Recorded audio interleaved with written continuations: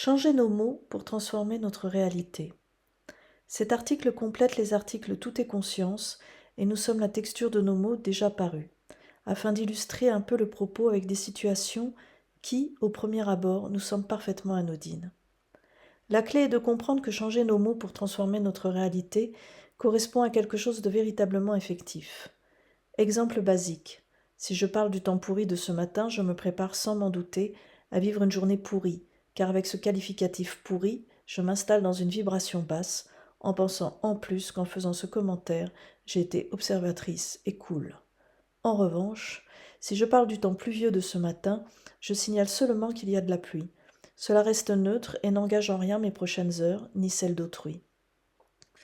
Combien de fois avons-nous commencé une journée en disant aux autres des choses comme « ça a mal commencé dès le réveil, jamais 203, de toute façon c'est mal barré, etc. » Combien de fois l'avons-nous fait soit en le pensant réellement, soit, ce qui est plus navrant, en nous pensant subtils, drôles?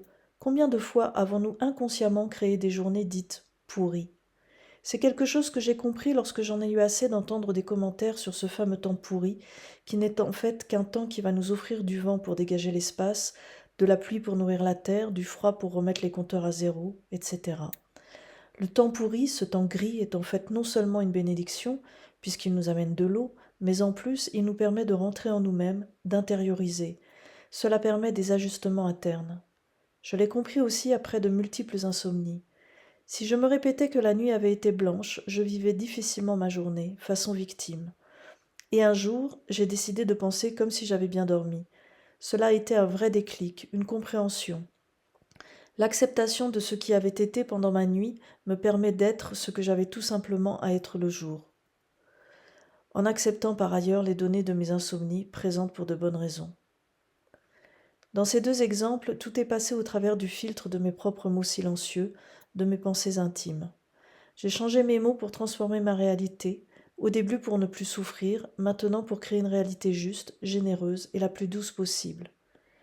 Évidemment, pour changer des mots, il faut changer notre perception, mais cela se fait tout seul dès que nous le décidons fermement et que notre inconscient est câblé sur cette idée. Et beaucoup de choses peuvent être transformées pour le meilleur. Un homme qui ne restera pas paralysé à vie malgré la sentence du corps médical, un examen obtenu malgré les avis extérieurs des proches, un chagrin transformé en apprentissage et en force, etc. Il s'agit véritablement de changer nos mots pour transformer notre réalité, parce que c'est par le verbe que tout se crée, que tout arrive. Tentez l'expérience sur une petite chose qui ne vous convient pas, puis sur une plus grande, et, pas à pas, mot à mot, le poème de votre vie s'écrira autrement, avec plus de contentement.